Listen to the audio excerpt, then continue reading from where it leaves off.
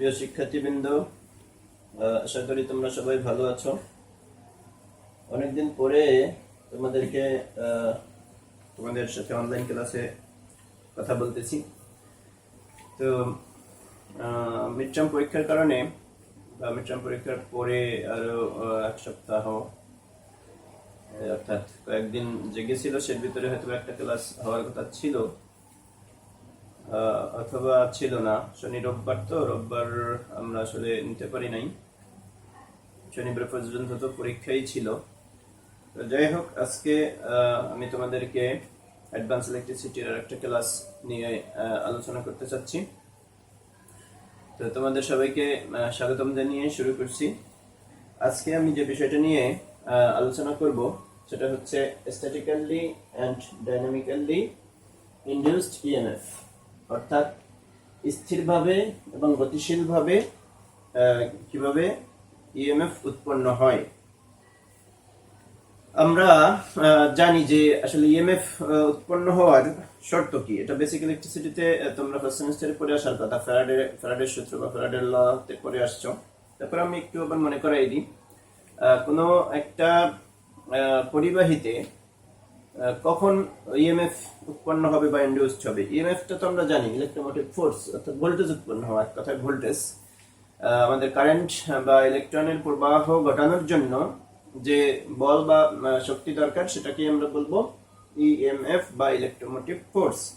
তো এই electromotive force উৎপন্ন হতে হলে আমাদের শর্ত হচ্ছে যে একটা চুম্বক ক্ষেত্র থাকতে হবে এবং একটা পরিবাহী বা পরিবাহীর পেঁচানো অনেকগুলো প্যাচ বিশিষ্ট একটা পরিবাহীর কয়েল থাকতে হবে, এবং এই দুইটার মধ্যে একটা রিলেটিভ মোশন বলে, অর্থাৎ একটা সম্পর্কযুক্ত গতি থাকতে হবে।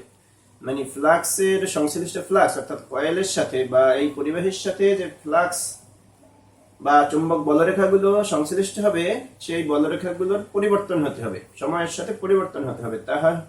তাহা হইলেই আমাদের এই কয়েলে বা পরিবাহীতে ভোল্টেজ উৎপন্ন হবে বা ইএমএফ ইনডিউসড হবে।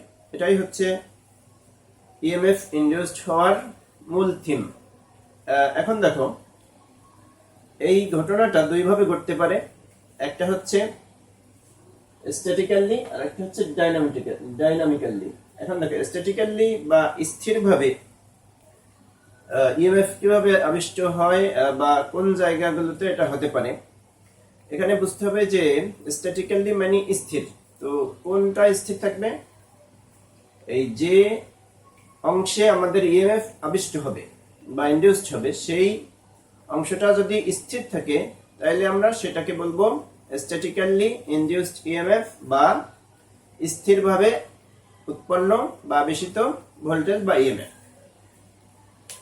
অর্থাৎ আমি যে বললাম যে একটা চুম্বক ক্ষেত্র এবং একটা পরিবাহী থাকতে হবে এবং এর দুইটার মধ্যে যে কোনো একটা ঘুরতে হবে। সংক্ষেপে তুমি মনে রাখো যে ঘুরতে হবে। তো যদি পরিবাহীটা স্থির থাকে, চুম্বক ক্ষেত্রটা ঘোরে বা চুম্বকটা ঘোরে, তাহলে সেটাকে আমরা বলবো স্ট্যাটিক্যালি ইনডিউসড ইএমএফ।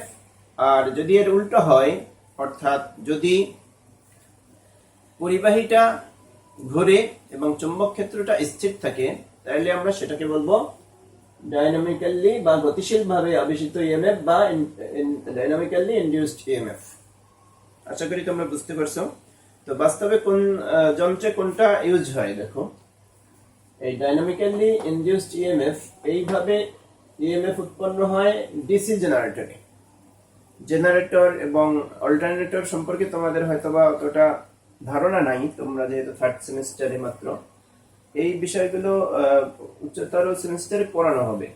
অবশ্য ডিসি মেশিন ফোর্থ সেমিস্টারেই পড়ানো হবে, এখন আগে পঞ্চমে পড়ানো হতো, এখন চতুর্থ সেমিস্টারেই ডিসি মেশিন পড়ানো হয়। তো সেই ডিসি মেশিনেই কিন্তু ডিসি জেনারেটর সম্পর্কে বিস্তারিত আলোচনা থাকবে।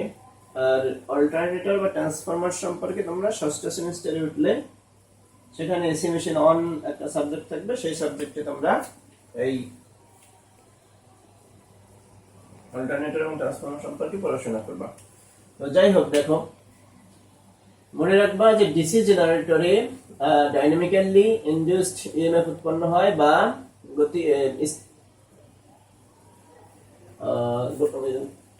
গতিশীলভাবে ইএমএফ উৎপন্ন হয়। অর্থাৎ ডিসি জেনারেটরের যে পরিবাহী থাকে, আসলে তো একটা পরিবাহী নিয়ে আমরা আলোচনা করি বা একটা পরিবাহীর ক্যালকুলেশন করি, কিন্তু বাস্তবে আমাদের থাকে অনেকগুলো মানে একটা পরিবাহীর অনেকগুলো প্যাচ সমৃদ্ধ একটা কয়েল থাকে, যেটাকে এক কথায় আমরা আর্মেচার বলি।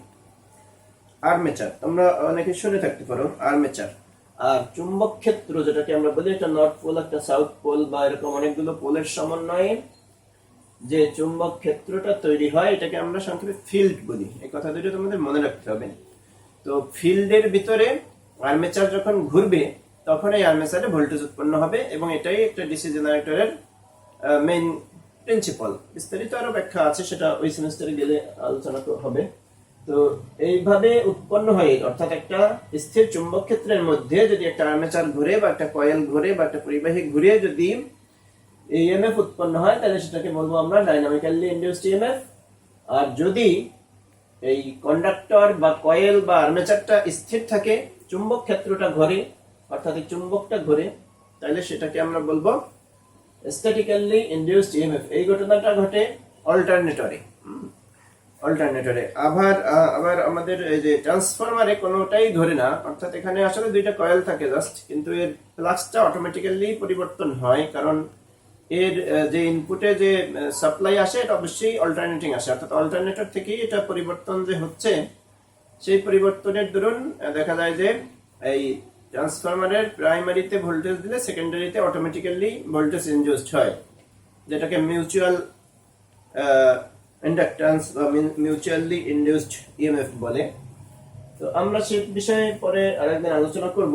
আজকে আমরা তোমাদের মেইন যে বিষয়টা বুঝালাম যে স্ট্যাটিক্যালি ইনডিউসড ইএমএফ কি এবং ডাইনামিক্যালি ইনডিউসড ইএমএফ কি, এবং এই দুইটা জিনিস কোথায় আসলে বাস্তবে আমাদের কাজে লাগে, এইটুকু মনে রাখো। এরপরে দেখো তোমাদের এই চ্যাপ্টারের ভিতরে এরকম একটা প্রমাণ আছে, যেটা মাঝে মধ্যে পরীক্ষায় আসে, খুব একটা আসেও না। তো এই বইয়ে তো আসলে এই বেশিরভাগ জিনিস লেস ইম্পর্টেন্ট, আসলে বইটাই অতটা বেশি আসে না কোনো চাকরির পরীক্ষা বা ডুয়েট এডমিশন বলো, এই টাইপের জায়গায় তেমন একটা দেখি নাই আমি। তো তারপরেও আছে, যেহেতু পড়তে তো হবে, দেখো তাহলে এখানে একটা বিষয় আছে যে গতিশীল ভাবে আবেশিত ইএমএফ এর ক্ষেত্রে প্রমাণ করো যে E = BL/V sin θ। এই প্রমাণটা আমাদের করতে হবে।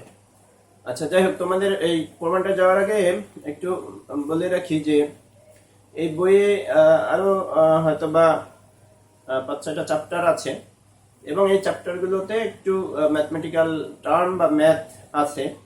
আর প্রথম দিকের চ্যাপ্টারগুলোয় সেরকম কোনো ম্যাথ বা ম্যাথমেটিক্যাল কোনো টার্ম ছিল না, মিড টার্ম পর্যন্ত যে 5টা চ্যাপ্টার আমরা পড়িয়েছি। তো এটা নিয়ে অনেকে হয়তো বা একটু বেশি টেন্স হতে পারো যে এতগুলো চ্যাপ্টার এখনো আছে, পরীক্ষার বাকি আছে 1 মাস।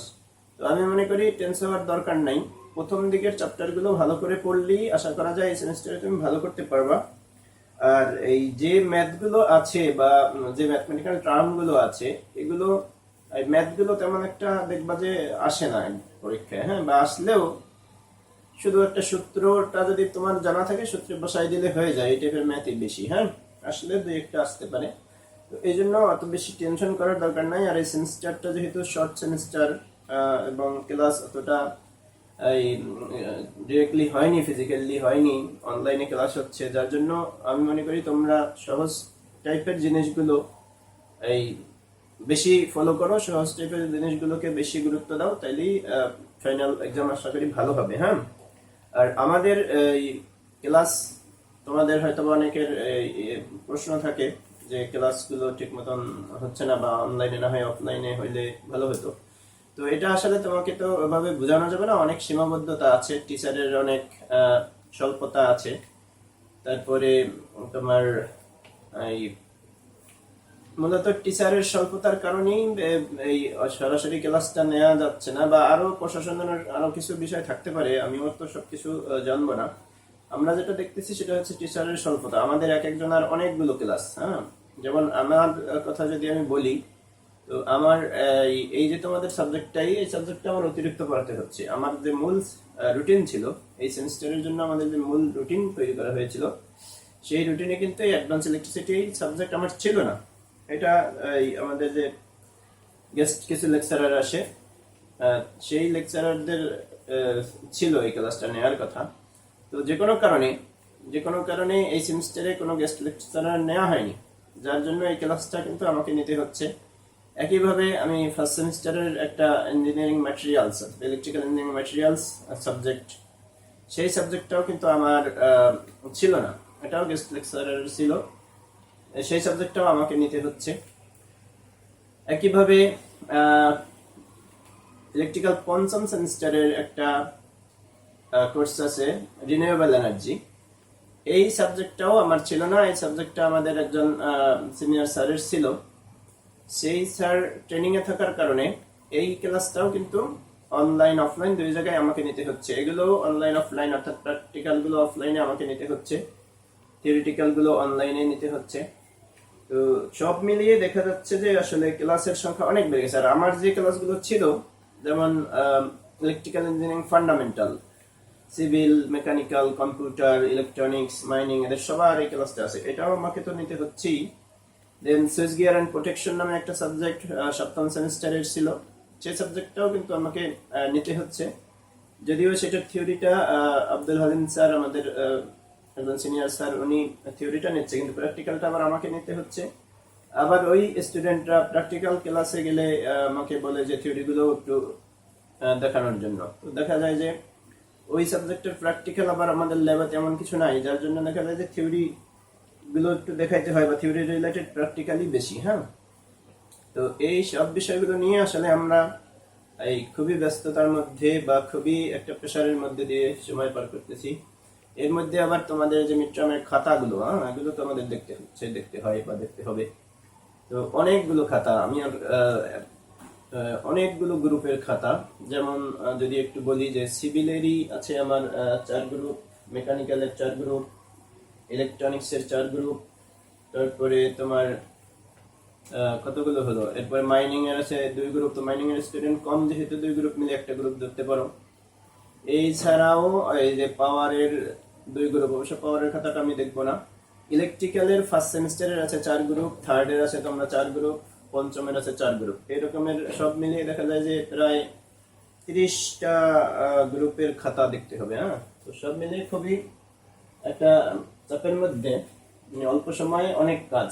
এতদিন হয়তো বা আমাদের তেমন কাজ ছিল না, অফিস করা লাগছে, তারপরে করোনার ভিতরে কিন্তু আমরা বসেছিলাম না, অনেক কাজই করা লাগছে।